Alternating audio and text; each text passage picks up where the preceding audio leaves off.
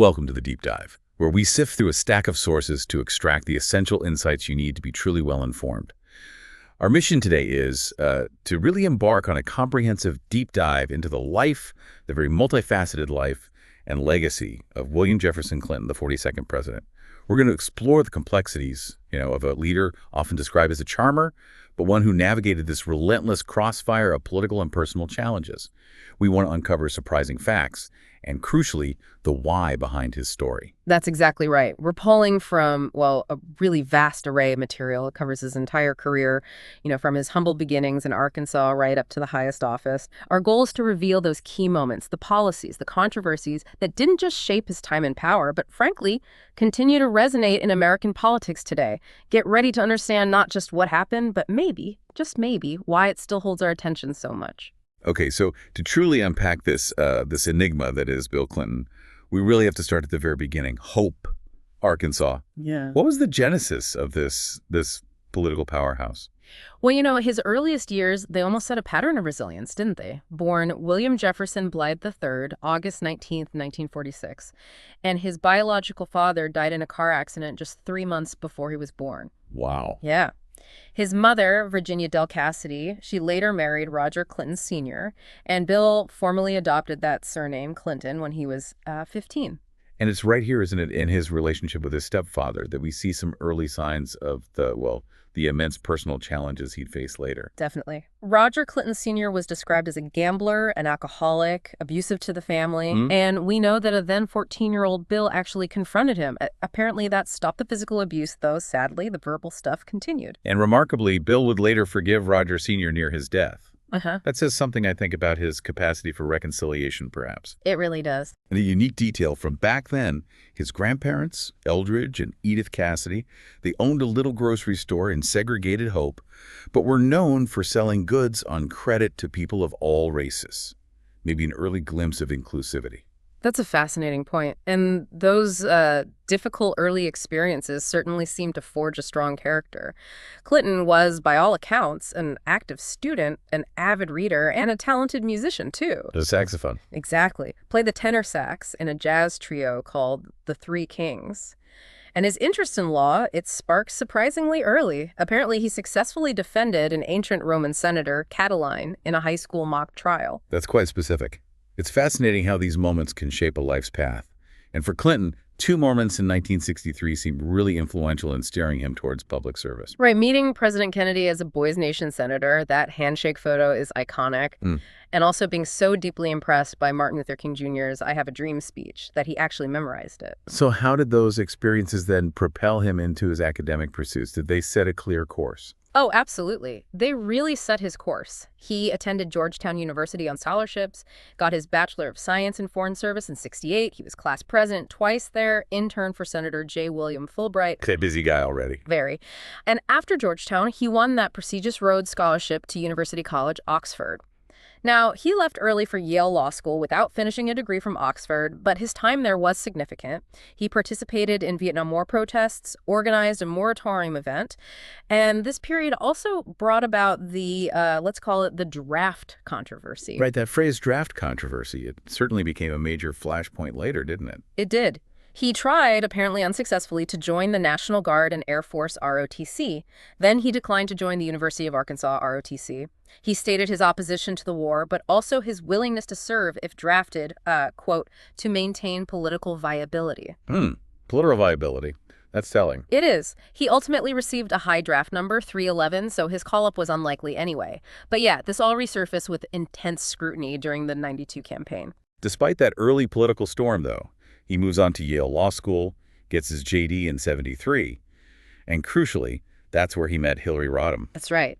And they even worked together on the George McGovern presidential campaign in '72. So the political partnership started early. So, returning to Arkansas after law school, his political rise seems pretty quick. He ran for Congress in '74, lost that one. Right, a close race against an incumbent Republican. But then, Arkansas Attorney General in '76, unopposed.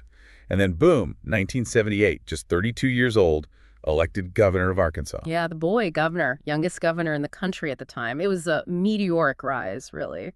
And as governor, he didn't waste time, did he? Educational reform was a top priority, a big achievement, especially with Hillary chairing that Arkansas Education Standards Committee. Absolutely. That led to compulsory teacher competency exams, increased school spending. It was widely seen as probably his greatest accomplishment as governor. And he also quickly became this leading figure among the New Democrats. What exactly did that New Democrat philosophy mean back then, and why was it important? Well, the New Democrat idea was really a conscious effort to shift the Democratic Party more towards the center. It meant advocating for things like welfare reform, maybe a slightly smaller government footprint, blending liberal social aims with more, let's say, conservative fiscal approaches. Okay. Clinton really embodied this. He even chaired the National Governors Association from '86 to '87. That showed his rising national profile and influence within the party. But even back in Arkansas, that crossfire we mentioned, it started early. His first term as governor had some pretty significant bumps, didn't it? It certainly did. There was an unpopular motor vehicle tax, and then huge public anger over the escape of Cuban refugees from the Mariel boat lift who were being detained at Fort Chaffee. Hi. Those things led directly to his defeat in 1980. He famously joked he became the youngest ex-governor in the nation's history. But true to form, the comeback nature kicked in. He returned to the governorship in '82 and served for 10 more years. Exactly. And during this longer second stint, we start to see the beginnings of that intense scrutiny that would follow him. Persistent allegations started surfacing. Like what? Well, things like alleged drug smuggling through Medina Airport, possibly linked to Iran-Contra, though nothing was ever proven against him personally. His half-brother, Roger Clinton Jr., was imprisoned for cocaine offenses, and Bill later pardoned him. And the seeds of those major federal investigations that would dog his presidency, they were planted here too, right? Whitewater, the real estate stuff. Precisely. The Whitewater dealings started then, and also the accusations of sexual misconduct that would later evolve into the Troopergate affair. It all has roots in his time as governor. Another interesting shift during his governorship was his stance on the death penalty. He was reportedly an opponent early on. Yeah, that's what sources suggest. But he later publicly switched, famously stating that Democrats should no longer feel guilty about protecting the innocent, end quote. And as governor, he oversaw the first executions in Arkansas since 1964, including the really controversial execution of Ricky Ray Rector in 1992. That one was huge because he actually returned home mid-campaign for president, specifically to affirm that execution would proceed. Exactly. It's a very visible move, garnered huge national attention, and strongly signaled his tough-on-crime stance heading into the presidential race. So from Arkansas, how does this boy governor make that enormous leap to the White House, especially in that '92 election? That campaign really defined him, didn't it? Gave him that comeback kid label for good. Oh, it was a truly remarkable turnaround. Remember, he finished a distant third in the Iowa caucus. Then, just before the New Hampshire primary, those reports surfaced about an extramarital affair with Jennifer Flowers. Yeah, his poll numbers just tanked. Absolutely plummeted. It honestly looked like his campaign was dead in the water. But then came that really calculated risk, that appearance on 60 Minutes, with Hillary right beside him to address the allegations directly. How pivotal was that moment? Incredibly pivotal. It was, well, a masterclass in political damage control, maybe? His answers were forthright, though maybe a bit vague, but Hillary's presence, her steadfastness, it helped him regain a lot of public trust, or at least enough breathing room. And then his performance in New Hampshire? Finishing a strong second when everyone had written him off, that cemented the comeback kid image. From that point, he gained momentum. He won key Southern primaries, then big states like New York and California. He managed to shed that image of just being a regional candidate. And he also got a lot of attention, maybe some criticism too, for saying voters would get 2 presidents for the price of 1 with Hillary. What did that signal about her role? It was incredibly significant and probably deliberate. It clearly signaled that Hillary wouldn't be a traditional first lady just focused on, social events. She was going to be an active, high-profile partner in policy. It set an expectation for a much more substantive role, a new dynamic, really, which definitely played out during his presidency. His campaign also, notably, addressed the AIDS epidemic head-on.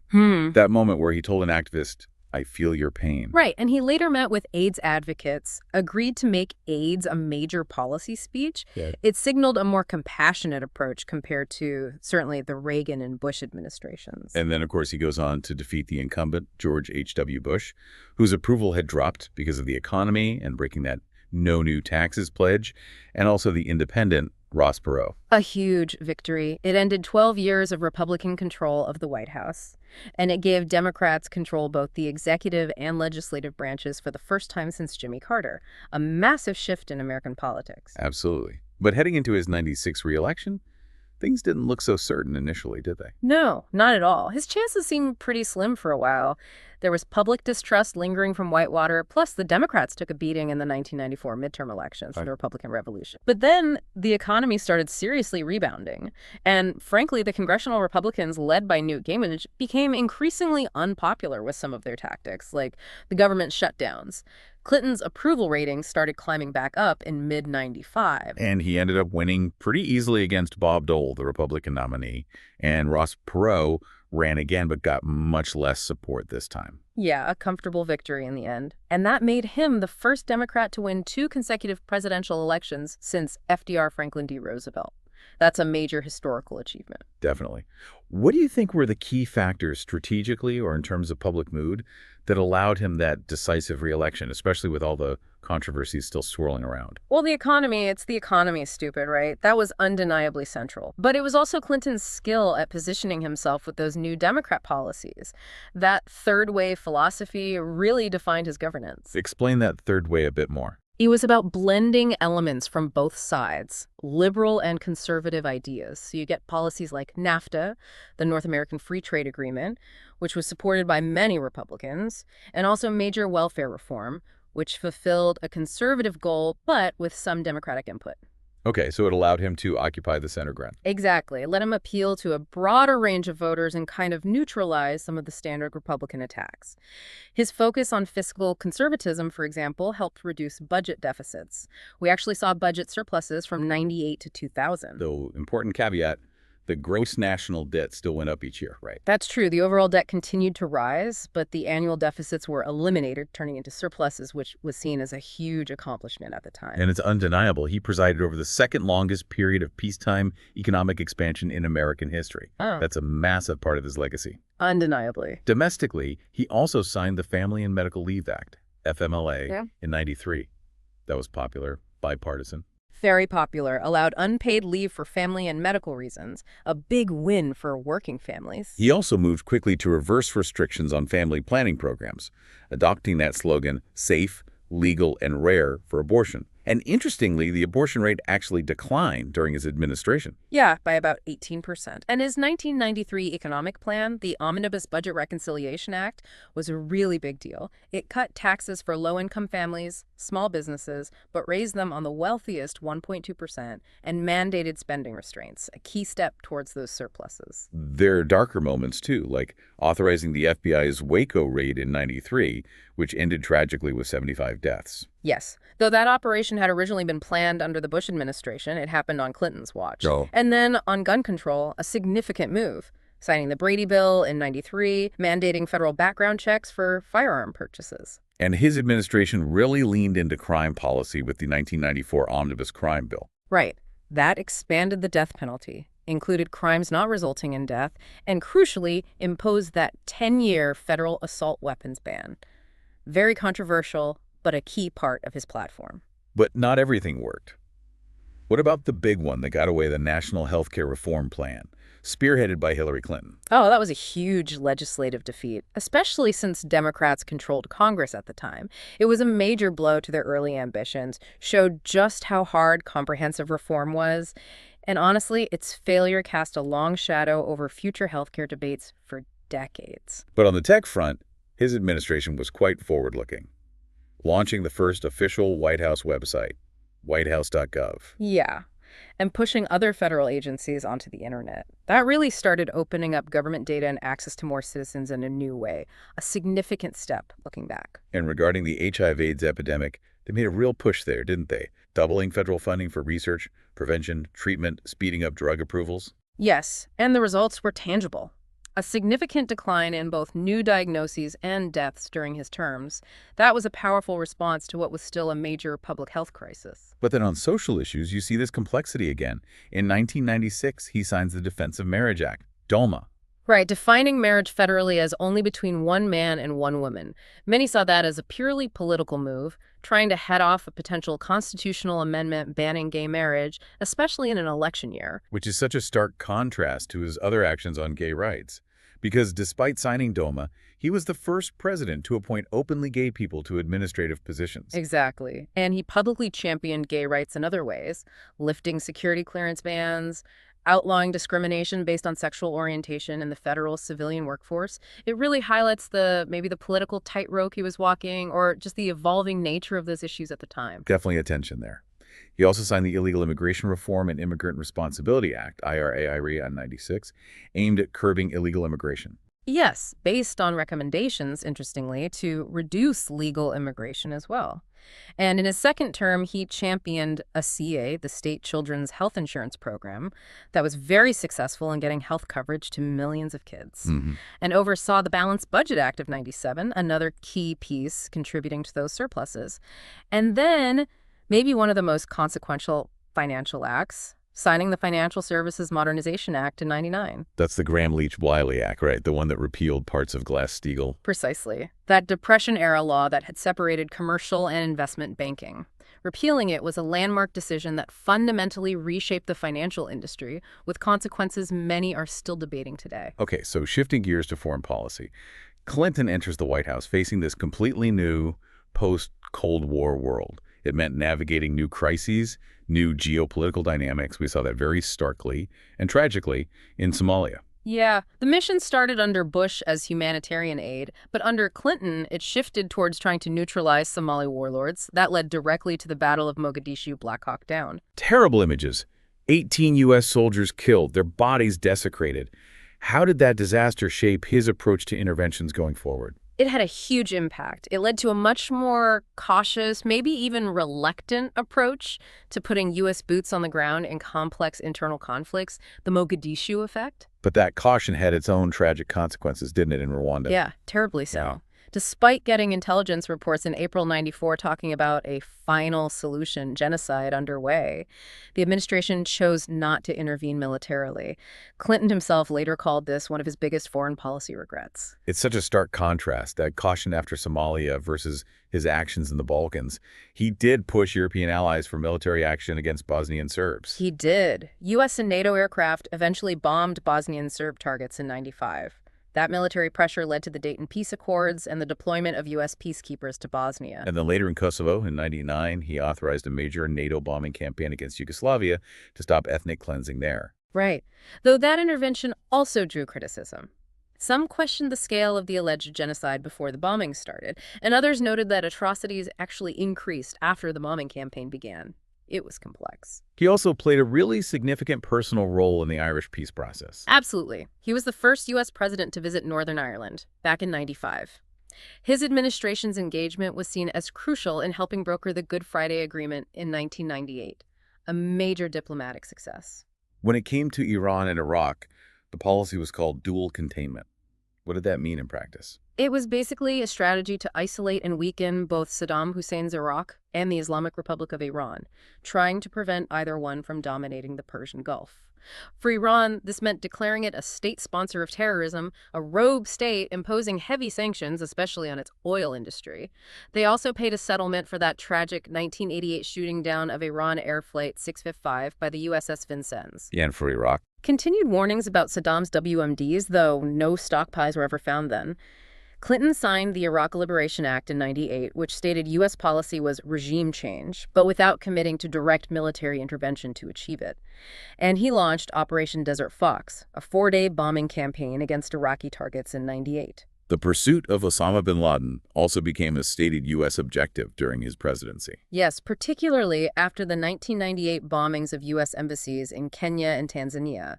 That led to cruise missile strikes against targets in Afghanistan and Sudan. Including that very controversial strike on the Al-Shifa pharmaceutical factory in Sudan. Right. The U.S. claimed it was making chemical weapons precursors for al-Qaeda, but later acknowledged there wasn't evidence of that. The strike destroyed a major source of medicine for Sudan and drew widespread international condemnation. With China, the approach was more about engagement, wasn't it? Increasing trade? Yeah, he pushed for granting China most favored nation trading status despite ongoing human rights concerns and later permanent normal trade relations. The argument was that economic engagement would eventually foster democratic reform inside China, a long-term bet. And he did apologize for the accidental NATO bombing of the Chinese embassy in Belgrade during the Kosovo campaign in '99. Yes, that caused a major diplomatic incident, and in the Middle East, he put a lot of personal effort into the Israeli-Palestinian conflict. He mediated the Oslo Accords signing at the White House in '93, the Israel-Jordan peace treaty in '94. And that big push at the end, the Camp David summit in 2000, with Ehud Barak and Yasser Arafat. Right, a major effort, but ultimately it failed to produce a final status agreement, and sadly, the conflict intensified shortly after. Turning to the judiciary, Clinton left a significant mark there, too. Two long-serving Supreme Court justices, Ruth Bader Ginsburg in '93 and Stephen Breyer in '94. Both huge figures on the court for decades. But beyond the Supreme Court, what's perhaps even more striking about his judicial appointments? It's the diversity, right? He was the first president in history to appoint more women and minority judges to the federal courts than white male judges. Exactly. It was a deliberate and really successful effort to reshape the federal judiciary, make it look more like the country it served, a lasting legacy there. Okay, now we have to turn to the shadows, the scrutiny, the scandals that, for many people, came to define so much of his presidency. It started early, really, with the Whitewater controversy. Yeah, that involved the Clintons' past real estate dealings in Arkansas. It led to years of investigations by a special prosecutor. Kenneth Starr initially looked into this before his mandate expanded. And while no indictments were ever brought against the Clintons themselves, several of their associates were convicted. But how did that initial probe kind of set the stage for everything else that followed? Well, Whitewater really established this climate of constant investigation, constant scrutiny. It normalized the idea of independent counsels digging into every aspect of the administration. Then came other things. Failgate. Right, the White House FBI files controversy. Improper access to hundreds of FBI background files, mostly of former Republican officials. An investigation found no credible evidence of actual crime by senior White House staff, but it looked bad. And the White House Travel Office controversy, firing those 7 longtime employees. Yeah, critics alleged it was cronyism, trying to give the travel business to friends from Arkansas. Hillary Clinton's role came under scrutiny. She was found to have given, quote, factually false testimony about her involvement, though, again, not enough evidence to prosecute. But all these things, even if they didn't result in charges against the principals, they just cumulatively fueled this narrative of scandal, didn't they? Fed the opposition. Absolutely. They created an atmosphere where his critics felt emboldened, and perhaps the public became somewhat desensitized or maybe just weary of constant allegations, which set the stage for the big one. The Clinton-Lewinsky scandal. In early '98, the news breaks. He'd had an 18-month sexual relationship with a White House intern, Monica Lewinsky. And this just exploded. It escalated rapidly, consuming the political world, and led directly to his impeachment by the House of Representatives on December 19, 1998. The charges were perjury to a grand jury and obstruction of justice. He became only the second U.S. president ever to be impeached after Andrew Johnson way back. And the core of the impeachment stemmed directly from his earlier denial, under oath, of having sexual relations with Lewinsky. That denial happened during a deposition for the Paula Jones sexual harassment lawsuit. Right. But despite the House vote, he was acquitted by the Senate, wasn't he? On both charges, February 12, 1999. Yes, acquitted largely along party lines, not enough votes, nowhere near the 2/3 needed in the Senate to remove him from office. But the consequences didn't end there. No. His law license was suspended for 5 years in Arkansas. He resigned from the U.S. Supreme Court bar. The personal and political fallout was immense, even without removal from office. Definitely. And controversy followed him right to the end of his term with those last-minute pardons and commutations. Ah, yes, the final day flurry. He issued 141 pardons, 36 commutations. The pardon of fugitive financier Mark Rich was particularly controversial. Extremely controversial. And there were allegations that Hillary Clinton's brother, Hugh Rodham, had accepted payments to lobby for pardons, though no wrongdoing was found on Bill Clinton's part in that specific matter. Campaign finance issues also dogged the administration. That whole Lincoln bedroom for contributors thing. Yeah, donors staying overnight at the White House. Plus, more serious allegations about potentially illegal contributions to his '96 re-election campaign and the DNC, possibly from foreign sources linked to China. These things, proven or not, added to that perception of ethical lapses. And beyond Lewinsky, Clinton faced multiple public accusations of sexual misconduct stretching back years from several women. How did these allegations contribute to the overall picture? They formed a persistent, troubling backdrop. Paula Jones's 1994 sexual harassment lawsuit, alleging unwanted advances back in '91 when he was governor. That case was initially dismissed but gained new life after the Lewinsky scandal broke. And he eventually settled that case, right? For $850,000 without admitting wrongdoing, but just to end it. Correct. Then there was Kathleen Willey, who alleged he groped her in the Oval Office in '93. Though it's complicated, the independent counsel later found she gave false information to the FBI, and a friend accused her of asking her to lie. And Juanita Broderick's allegation of rape, dating back to 1978, though she had previously denied under oath any unwelcome sexual advances, it's complex and contested territory. And more recently, the hashtag #MeToo movement led to a real reevaluation of the Lewinsky affair itself, didn't it, looking at the power dynamics? Absolutely. Many people started reframing it not just as an affair, but as a potential abuse of power, given the huge difference in age and status between the president and a young intern. Clinton himself defended his decision not to resign over it at the time. He did admit to the affairs with Jennifer Flowers and Monica Lewinsky, and other women also claimed affairs over the years. It's a constant thread. It is. And it forms a significant and unavoidable part of his public narrative and legacy. Yet, despite all of that, Bill Clinton left office with a stunningly high 68% approval rating. Yeah, matching Ronald Reagan and FDR for the highest approval rating for a departing president in the modern polling era. It's quite remarkable given the impeachment just a year earlier. His public image was complex, too. Nicknames like Bubba, the Big Dog. He was seen as charismatic, a great communicator, the explainer-in-chief. Toni Morrison even controversially called him the first black president. How did that powerful public persona translate into his post-presidency? Well, that strong public image definitely paved the way for an incredibly active and very lucrative post-presidency. He wrote best-selling books, My Life, Giving. He even won 2 Grammys for spoken word albums. Right. And he and Hillary earned millions from book deals and especially from paid speeches. Bill reportedly earned over $100 million just from speeches by 2014, including a controversial $500,000 speech to a Russian investment bank linked to their government. Although Hillary did state they were broke and in debt, leaving the White House because of all the legal fees from the investigations. That's true. The legal battles took a heavy financial toll during his presidency. But he also really embraced this role as a global humanitarian, didn't he? Founding the William J. Clinton Foundation. Yes, focusing on big global issues.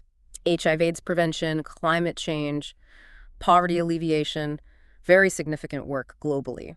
He served as the UN Special Envoy to Haiti, coordinated the Clinton-Bush Haiti Fund with George W. Bush after the 2010 earthquake. That partnership was notable. And he even undertook some direct diplomacy, like traveling to North Korea in 2009 to secure the release of 2 American journalists. Right, using his personal stature on the world stage. And politically, he certainly hasn't faded away. He's remained a major figure in the Democratic Party. Campaigned hard for Hillary in both 2008 and 2016. Vigorously.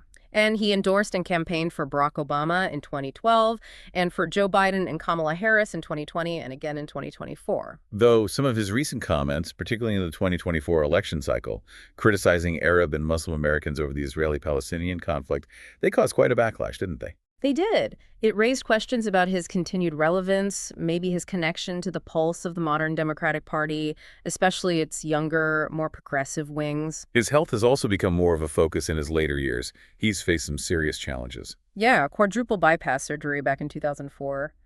Then 2 coronary stents put in 2010 after chest pains. He famously adopted a mostly plant-based diet for a while after that, though later incorporated some fish and lean meat. And more recently, treated for sepsis in 2021, tested positive for COVID in 2022, and was just hospitalized again briefly in December 2024 with a fever. Yeah, several health scares in recent years. Yeah. And then there's the connection or association that continues to draw scrutiny, his relationship with Jeffrey Epstein. Right. Epstein's own attorney apparently said Epstein was part of the group that originally conceived the Clinton Global Initiative. And records show Clinton visited the White House at least 17 times early in his presidency, between '93 and '95, though visits from prominent people weren't unusual. More talked about were the flights on Epstein's private jet. Clinton took 4 trips on Epstein's plane in 2002 and 2003. His spokespeople maintained staff and Secret Service were present, and the trips were for Clinton Foundation work. Yes. Clinton himself has strongly denied knowing anything about Epstein's terrible crimes and says he hasn't spoken to Epstein in over a decade. He did attend a fundraising dinner with Epstein back in '95. And there were those unverified reports alleging he flew to Epstein's private island, Little St. James. Right, which Clinton denies, and his team points out that Secret Service logs show no evidence of such a trip. But the association itself, given what we now know about Epstein, continues to fuel speculation and criticism. So if we try to pull it all together, step back and look at the whole arc from those challenging Arkansas roots right through the presidency and beyond, what does the story of Bill Clinton ultimately tell us? It's just such a compelling, maybe perplexing blend, isn't it? On one hand, you have this remarkable political talent, this almost uncanny ability to connect with people, presiding over an era of genuine economic prosperity, but that's constantly juxtaposed against this backdrop of persistent personal and political controversies that, for many, really did overshadow his policy achievements. He was the ultimate comeback kid navigating impeachment. He was the architect of the new Democrat centrism. He's become this global figure doing significant humanitarian work. Yet the questions, the shadows, they just seem to endure. They absolutely do. His post-presidency has been marked by both those major humanitarian efforts and these lingering questions that simply refuse to go away. It really is a paradox. The ultimate political survivor, the master charmer, yet a president forever tangled up in controversy. So here's a final thought to leave you with. Considering the full sweep of his very long career and that relentless crossfire he always seemed to be in, what does Bill Clinton's enduring public presence, both celebrated and scrutinized, tell us about the nature of leadership, charisma, and maybe accountability in the American political landscape? And how might his legacy continue to shift and be reevaluated as new generations, who didn't live through the 90s quite the same way, interpret his triumphs and his shadows, perhaps through a completely different lens than his contemporaries did?